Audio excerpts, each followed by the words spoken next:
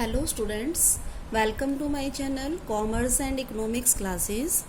+1 business studies में हम कर रहे हैं फॉर्म्स ऑफ बिजनेस ऑर्गेनाइजेशन।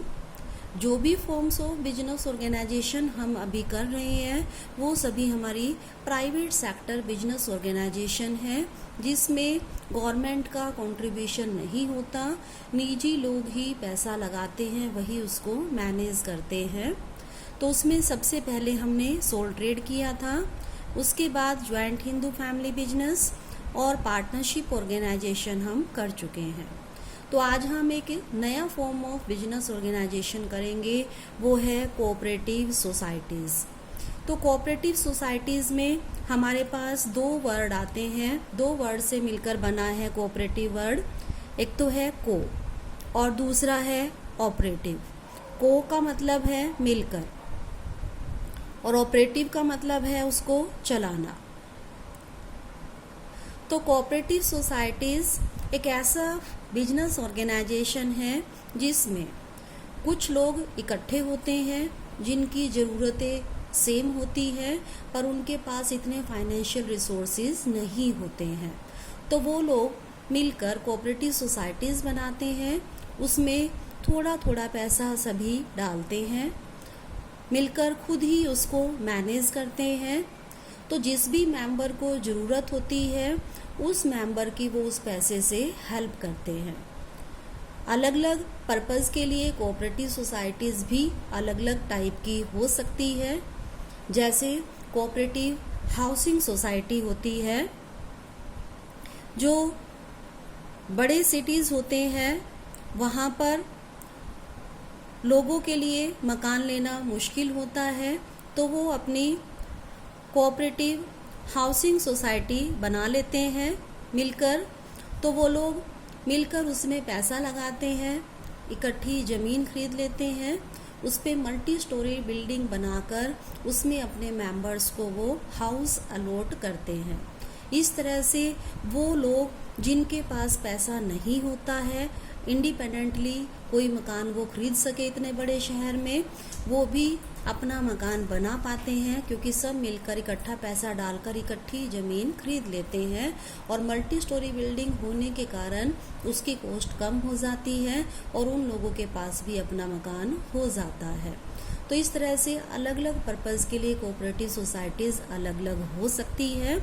तो कोऑपरेटिव सोसाइटीज़ का एक मेन मोटिव होता है each for all and all for each. Each for all, जो भी पर्सन होते हैं इसमें वो थोड़ा थोड़ा कॉन्ट्री करते हैं और उस कॉन्ट्री से सभी मेंबर्स जो है उसकी उनकी हेल्प हो सकती है जिसको भी ज़रूरत होती है।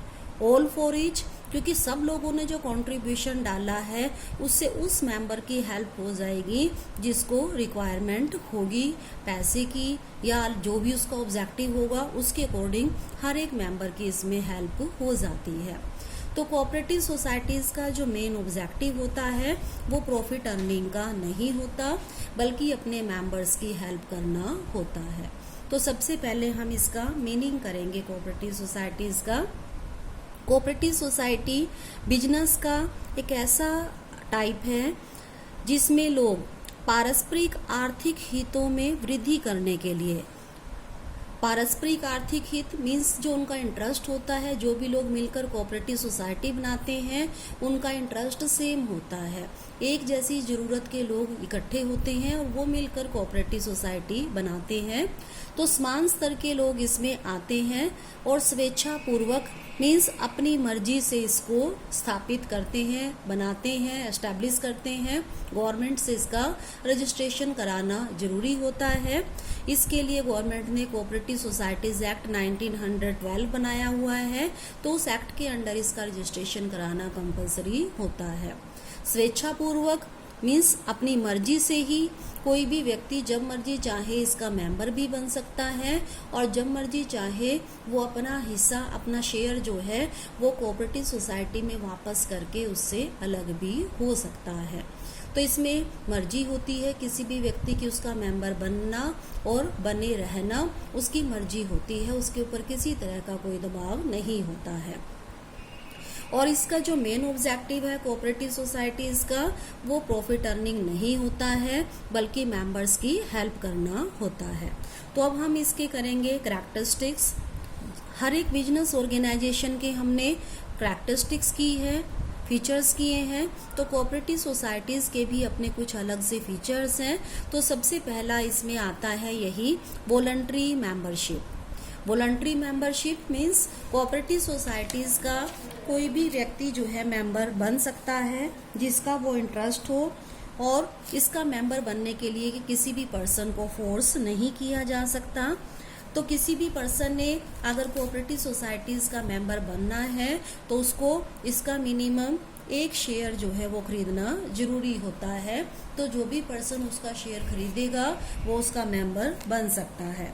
कई बार कोऑपरेटिव सोसाइटीज़ किसी स्पेशल पर्पस के लिए एस्टैब्लिश होती है, तो वही लोग जो उस पर्पस से जुड़े हुए हैं वही उसके मेंबर हो सकते हैं। अब जो भी पर्सन इसके मेंबर है वो जब मर्जी चाहे इसकी मेंबरशिप छोड़ना तो वो छोड़ सकते हैं।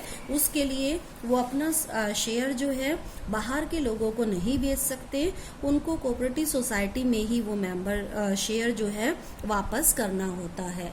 इसके अलावा किसी भी पर्सन के ऊपर कोई कास्ट का या कोई रिलीजन का कोई रेस्ट्रिक्शन नहीं होता, कोई भी पर्सन इसका मेंबर बन सकता है। सेकंड इसकी फीचर आती है हमारे पास लीगल स्टेटस। कोऑपरेटिव सोसाइटीज़ जो हैं वो लीगली एस्टैब्लिश होती हैं। उनके लिए गवर्नमेंट ने कोऑपरेटिव सोसाइटीज़ एक्ट 1912 बनाया हुआ है। तो अगर किसी ने भी कोऑपरेटिव सोसाइटी एस्टैब्लिश करनी है तो उसको इस एक्ट के अकॉर्डिंग फॉर्मेलिटीज़ पूरी करनी होगी, गवर्नमेंट से रजिस्ट्रेशन कराना होगा। जब उसका रजिस्ट्रेशन हो जाता है तभी कोऑपरेटिव सोसाइटीज़ जो है वो एग्जिस्टेंस में आती है। तो कोऑपरेटिव सोसाइटीज़ का जब हम रजिस्ट्रेशन करा लेते हैं तो वो एक पर्सन बन जाती है, लीगल रूप से आर्टिफिशियल पर्सन बन जाती है। तो हर एक कोऑपरेटिव सोसाइटी का अपना एक नाम होता है और उसी नाम से इनका काम चलता है। इनकी कोऑपरेटिव सोसाइटीज़ की अपनी एसेट्स हो सकती हैं, अपनी लायबिलिटीज़ हो सकती हैं। तो कोऑपरेटिव सोसाइटीज़ जो है वो कॉन्ट्रैक्ट से नहीं बनती हैं बल्कि according to law cooperative societies act 1912 इसका रजिस्ट्रेशन कराना कंपलसरी है। इसके बाद नेक्स्ट फीचर हमारे पास है लिमिटेड लायबिलिटी। कोऑपरेटिव सोसाइटीज़ के जो भी मेंबर्स होते हैं उनकी लायबिलिटी सोल ट्रेड या पार्टनरशिप की तरह अनलिमिटेड नहीं होती है। सभी मेंबर्स की लायबिलिटी लिमिटेड होती है, सीमित दायित्व होता है। दायित्व कैसे सीमित होता है? जो भी उन्होंने शेयर खरीदा है उस शेयर की जो कीमत है उतना, या जो उन्होंने गारंटी दी है, मेंबर्स ने कोऑपरेटिव सोसाइटी को जितने रुपए देने की गारंटी दी है उस गारंटी तक ही उनकी लायबिलिटी है।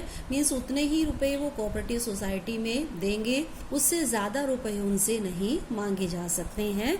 जितनी उनके शेयर की वैल्यू है या तो उतने, और या जितने रुपए की उन्होंने गारंटी दी है उनकी लायबिलिटी, मेंबर्स की लायबिलिटी केवल उतनी ही होती है, उससे ज़्यादा उनकी पर्सनल प्रॉपर्टी नहीं ली जा सकती है। तो इस तरह से कोऑपरेटिव सोसाइटीज़ में सभी मेंबर्स की लायबिलिटी लिमिटेड होती है, सीमित दायित्व होता है। तो नेक्स्ट फीचर इसका हमारे पास आता है कंट्रोल। कोऑपरेटिव सोसाइटीज़ की जो मैनेजमेंट है वो इसके मेंबर्स ही चलाते हैं। डेमोक्रेटिक मैनेजमेंट होती है, सभी मेंबर्स मिलकर चलाते हैं। मेंबर्स की एक मीटिंग होती है, उस मीटिंग में वो चूज़ करते हैं कि कौन कौन से पर्सन्स जो हैं उसकी मैनेजिंग कमेटी में होंगे, और जो मैनेजिंग कमेटी चूज़ की जाती है वो मेंबर्स जो हैं उस कोऑपरेटिव सोसाइटीज़ को मैनेज करेंगे। तो हर एक पर्सन को इसमें एक वोट डालने का राइट होता है। 1 पर्सन 1 राइट इसमें चलता है। तो हर एक पर्सन जो है इक्वली वोटिंग करेगा और उस वोटिंग के बेस पर जो इसकी मैनेजिंग कमेटी है वो चूज़ की जाएगी, और वो मेंबर्स जो हैं कोऑपरेटिव सोसाइटीज़ को मैनेज करते हैं, उसकी सभी फंक्शनिंग को कंट्रोल करते हैं। नेक्स्ट इसमें इसका फीचर है सर्विस मोटिव।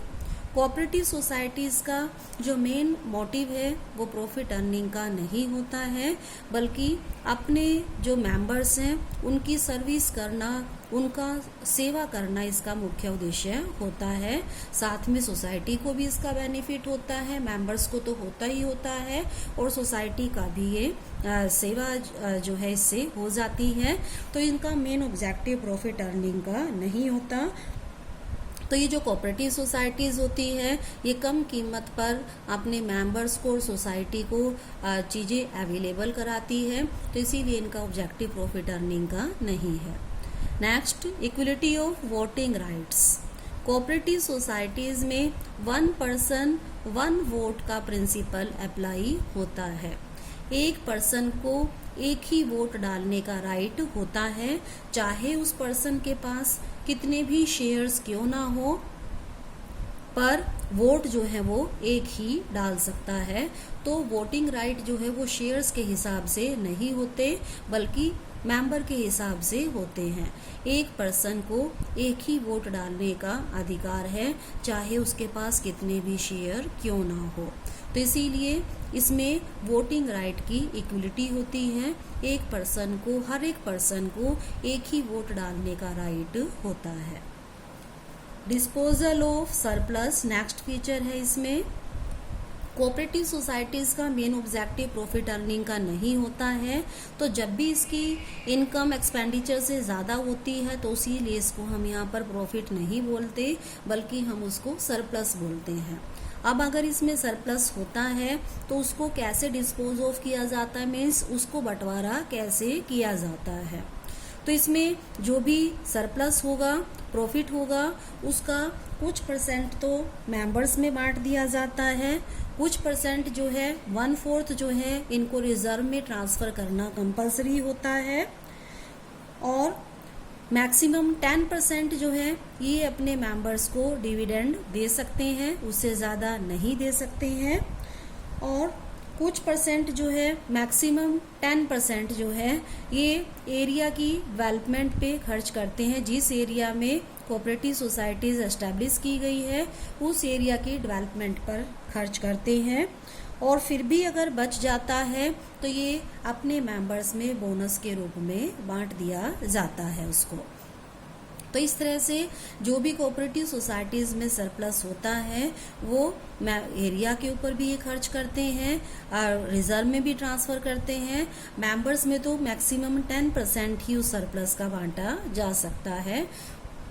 इसके बाद नेक्स्ट इसका फीचर है हमारे पास कैश ट्रेडिंग। कोऑपरेटिव सोसाइटीज़ में मैक्सिमम जो भी लेन देन होते हैं वो कैश की फॉर्म में ही होते हैं। इसमें मोस्टली उधार लेन देन नहीं पाए जाते हैं। वैसे इन पे कोई रेस्ट्रिक्शन नहीं होती है, परंतु ये अपना मोस्टली जो व्यापार है, लेन देन है, वो कैश में ही करते हैं। Next is arrangement of finance. अब कोऑपरेटिव सोसाइटीज़ को चलाने के लिए इनको पैसे की ज़रूरत होती है, तो वो पैसा कहाँ से आता है? तो इनका मेन सोर्स तो है शेयर कैपिटल का, कि जो भी इसके मेंबर बनेंगे उनको शेयर, एक कम से कम एक शेयर खरीदना कंपलसरी होता है, ज़्यादा भी खरीद सकते हैं। तो जो मेंबर्स शेयर खरीदेंगे वहाँ से इनके पास कैपिटल आएगी, और जो गवर्नमेंट है वो भी इनको लो इंटरेस्ट पर लोन प्रोवाइड करती है, तो लोन के थ्रू भी ये अपने पैसे को अरेंज कर सकते हैं। इसके अलावा गवर्नमेंट जो है इनको ग्रांट भी देती है, क्योंकि कोऑपरेटिव सोसाइटी के बेनिफिट के लिए काम करती है, तो गवर्नमेंट इनको एनकरेज करने के लिए time to time grant provide करती है, तो ग्रांट भी गवर्नमेंट से मिलती है। तो इस तरह से 3 तरीकों से शेयर कैपिटल के through, loan from government and government grant के थ्रू जो है इनके फाइनेंस का अरेंजमेंट होता है। लास्ट फीचर इसमें आती है गवर्नमेंट कंट्रोल। वैसे तो गवर्नमेंट की इसमें कोई इंटरफेरेंस नहीं होती है, पर अभी हमने ऊपर वाले पॉइंट में देखा है कि गवर्नमेंट इनकी हेल्प करती है, ग्रांट देती है इनको, लोन देती है। तो इसीलिए गवर्नमेंट जो है इनका थोड़ा सा चेकिंग जो है वो करती है, तो इनको अपनी जो एनुअल रिपोर्ट होती है और जो इनके अकाउंट्स होते हैं वो इनको रजिस्ट्रार के पास भेजने जरूरी होते हैं, क्योंकि इसमें गवर्नमेंट का लोन के रूप में और ग्रांट के रूप में पैसा लगा होता है। तो इसका अब हम नेक्स्ट टॉपिक करेंगे फॉर्मेशन और रजिस्ट्रेशन ऑफ कोऑपरेटिव सोसाइटीज। अभी पीछे हमने किया था कि कोऑपरेटिव सोसाइटीज का एस्टेब्लिश तभी हो सकती है जब हम उनको कोऑपरेटिव सोसाइटीज एक्ट 1912 या कई बार अलग अलग स्टेट्स का अलग अलग एक्ट भी हो सकता है, उन एक्ट के अंडर हम इनका रजिस्ट्रेशन कराएंगे, तभी ये एग्जिस्टेंस में आती है। तो किसी भी कोऑपरेटिव सोसाइटीज़ की अगर हमने फॉर्मेशन करनी है, इनको एस्टैब्लिश करना है, तो उनका रजिस्ट्रेशन कराना पड़ेगा। और उस रजिस्ट्रेशन कराने के लिए क्या प्रोसीजर फॉलो करना होगा, वो प्रोसीजर हम यहाँ पर करेंगे। तो कुछ व्यक्ति, कम से कम जो है 10 व्यक्ति मिलकर कोऑपरेटिव सोसाइटीज़ की फॉर्मेशन कर सकते हैं। मैक्सिमम जो है, अगर हम फाइनेंस कोऑपरेटिव सोसाइटीज़ की बात करें, क्रेडिट कोऑपरेटिव सोसाइटीज़ की, तो उसमें मैक्सिमम मेंबर्स 100 हो सकते हैं। पर जो बाकी की कोऑपरेटिव सोसाइटीज़ हैं उसमें कोई लिमिट नहीं है, मेंबर्स कितने भी हो सकते हैं। तो कोऑपरेटिव सोसाइटीज़ को अगर हमने एस्टैब्लिश करना है तो उसके लिए कम से कम 10 मेंबर्स का होना ज़रूरी है स्टार्टिंग में। तो वो 10 लोग जो हैं वो इसको बनाने की जो फॉर्मेलिटीज़ है, कोऑपरेटिव सोसाइटीज़ को एग्जिस्टेंस में लाने की फॉर्मेलिटीज़ को पूरा करेंगे। तो इसके लिए हर एक स्टेट में गवर्नमेंट ने रजिस्ट्रार अपॉइंट किए हुए हैं कोऑपरेटिव सोसाइटीज़ के लिए अलग से। तो वो रजिस्ट्रार के पास हमें रजिस्ट्रेशन कराना होता है। तो उसके लिए जो मेंबर्स हैं वो रजिस्ट्रार के पास जो है एप्लीकेशन फिल करके भेजेंगे। तो उस एप्लीकेशन में काफ़ी सारी इन्फॉर्मेशन उनको जो है रजिस्ट्रार के पास भेजनी होती है। तो वो इन्फॉर्मेशन कौन कौन सी है, तो सबसे पहले इसमें होगा name of proposed cooperative societies. वो अपनी कोऑपरेटिव सोसाइटी का क्या नाम रखना चाहते हैं, वो नाम उनको उस एप्लीकेशन में मेंशन करना होगा। इसके बाद आता है ऑब्जेक्टिव ऑफ कोऑपरेटिव सोसाइटी। जो भी कोऑपरेटिव सोसाइटी हम बनाने जा रहे हैं उसका ऑब्जेक्टिव क्या है, वो ऑब्जेक्टिव हमें एप्लीकेशन में लिखना पड़ेगा। Details of share capital, cooperative societies की टोटल शेयर कैपिटल कितनी है, कितने रुपए का एक शेयर है, वो और टोटल कितने शेयर है, ये हमें मेंशन उसमें एप्लीकेशन में करना होगा। Rights, duties and responsibilities of members, जो भी इसके मेंबर होंगे उन पर्सन्स को कोऑपरेटिव सोसाइटीज़ में क्या राइट्स होंगे, क्या उनकी ड्यूटीज़ होंगी और क्या उनकी रिस्पॉन्सिबिलिटी या दायित्व होंगे, वो उसमें क्लियरली मेंशन होंगे। प्रोसीजर ऑफ मेंबरशिप, अगर कोई नया पर्सन कोऑपरेटिव सोसाइटी का मेंबर बनना चाहता है तो उसके लिए क्या प्रोसीजर होगा, वो इसमें मेंशन होगा। Name and addresses of minimum 10 members, क्योंकि कोऑपरेटिव सोसाइटी की फॉर्मेशन के लिए कम से कम 10 पर्सन जरूरी होते हैं, 10 या उससे ज़्यादा भी हो सकते हैं। तो जो भी लोग इसके मेंबर्स बनने को तैयार हैं तो उन कम से कम 10 मेंबर्स के नाम और उनके पूरा एड्रेस जो है वो उस एप्लीकेशन में मेंशन करना होगा। Rules of the society, cooperative society को चलाने के लिए अगर कोई रूल बनाए गए हैं तो वो रूल भी जो है उस एप्लीकेशन में मेंशन करने होंगे। तो ये एप्लीकेशन जो है वो रजिस्ट्रार के पास जमा कराएंगे।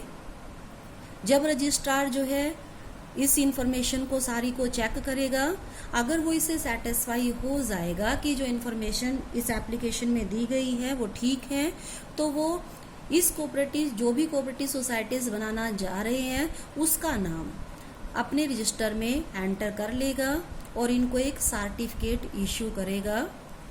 तो वो जब सर्टिफिकेट इनको मिल जाएगा तो वो इस बात का प्रूफ होगा कि कंपनी जो है वो कोऑपरेटिव सोसाइटी जो है वो रजिस्टर हो गई है। तो इससे कोऑपरेटिव सोसाइटीज़ का एक अलग से लीगल स्टेटस बन जाता है। कोऑपरेटिव सोसाइटी का जो बिजनेस है वो कोऑपरेटिव सोसाइटी के नाम से ही चलेगा। तो अब हमने कोऑपरेटिव सोसाइटीज़ की फॉर्मेशन कर ली है और पिछले चैप्टर में हमने किया था पार्टनरशिप। तो 2 प्रकार के जो बिजनेस ऑर्गेनाइजेशन है, कोऑपरेटिव सोसाइटीज़ और पार्टनरशिप, यहाँ पर हम दोनों में डिफरेंस करेंगे कि दोनों में क्या डिफरेंस है। तो सबसे पहला इसका डिफरेंस है एक्ट का। कोऑपरेटिव सोसाइटीज के लिए एक्ट जो है वो है कोऑपरेटिव सोसाइटीज एक्ट 1912, जबकि पार्टनरशिप के लिए एक्ट है पार्टनरशिप एक्ट 1932। दूसरी बात आती है रजिस्ट्रेशन की। कोऑपरेटिव सोसाइटीज को रजिस्ट्रेशन कराना कंपलसरी है, बिना रजिस्ट्रेशन के एग्जिस्टेंस में आ ही नहीं सकती हैं, जबकि पार्टनरशिप का रजिस्ट्रेशन कराना ऑप्शनल है, पार्टनर्स की मर्जी के ऊपर डिपेंड कराता है, वो चाहे तो करवा ले रजिस्ट्रेशन और चाहे तो ना करवाएं। म्यूचुअल बेनिफिट, कोऑपरेटिव सोसाइटी जो है वो म्यूचुअल बेनिफिट के लिए एस्टेब्लिश की जाती है और साथ साथ इसमें सोसाइटी को भी बेनिफिट होता है मेंबर्स के साथ साथ, जबकि पार्टनरशिप ऑर्गेनाइजेशन में केवल मेंबर्स को ही बेनिफिट देने के लिए एस्टैब्लिश की जाती है, जो इसके ओनर्स होते हैं, पार्टनर्स होते हैं। इसके अलावा सोसाइटी को इसका अलग से कोई बेनिफिट नहीं होता है। ऑब्जेक्टिव, कोऑपरेटिव सोसाइटीज का जो मेन ऑब्जेक्टिव है वो मेंबर्स को आपस में एक दूसरे की हेल्प करना है, जो रिसोर्सेज हैं वो इकट्ठा करके वो जिसको मेंबर को भी ज़रूरत होती है उसकी वो हेल्प करते हैं, जबकि पार्टनरशिप ऑर्गेनाइजेशन का मेन ऑब्जेक्टिव होता है earning of profits. Next difference is on the basis of number of members. Cooperative societies में मिनिमम मेंबर्स होंगे 10, मैक्सिमम अगर वो क्रेडिट कोऑपरेटिव सोसाइटीज है तो 100 होंगे। अदरवाइज कोऑपरेटिव सोसाइटीज में मैक्सिमम मेंबर्स की कोई लिमिट नहीं है, कितने भी हो सकते हैं। केवल क्रेडिट कोऑपरेटिव सोसाइटीज में 100 से ज़्यादा मेंबर नहीं हो सकते, बाकी की कोऑपरेटिव सोसाइटीज में कितने भी मेंबर हो सकते हैं। जबकि पार्टनरशिप ऑर्गेनाइजेशन में मिनिमम 2 मेंबर्स 2 पार्टनर्स हो सकते हैं और मैक्सिमम पार्टनर्स होंगे 50, इससे ज़्यादा नहीं हो सकते हैं। तो इस तरह से इस वीडियो में हमने कोऑपरेटिव सोसाइटीज़ का मीनिंग किया है, उसके फीचर्स किए हैं, formation and difference between cooperative societies and partnership. तो आई होप ये वीडियो आपको समझ में आ गया होगा। अगर आप मेरे पिछले वीडियोस देखना चाहते हैं तो उसके लिंक मैंने डिस्क्रिप्शन बॉक्स में दिए हैं, आप वहाँ से देख सकते हैं।